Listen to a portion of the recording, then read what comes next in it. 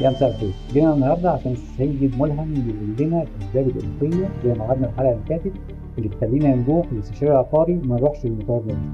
استاذ ملهم تعالى مساء الخير استاذ عمر. قول لنا الاسباب الاضافيه. السبب الثاني اللي بدي احكي فيه انه الوسيط العقاري عنده فريق مختص يقدر يساعدك باعاده البيع او التاجير حسب رغبه العميل طبعا، وبالتالي انت بتضمن اعلى عائد استثماري من الوحده سواء كان ايجار او بيع.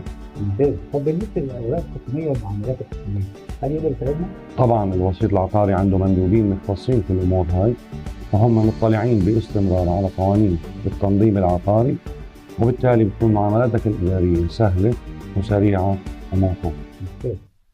يبقى كده عرفنا ان احنا لازم نروح لاستشاري عقاري وما تنسوش ما خاب من استشار. شكرا لكم على حسن المتابعه، ما تنسوش تعملوا لايك وشير على الفيسبوك تيك توك، سبسكرايب على اليوتيوب. انا عمرو محمود، ودكتور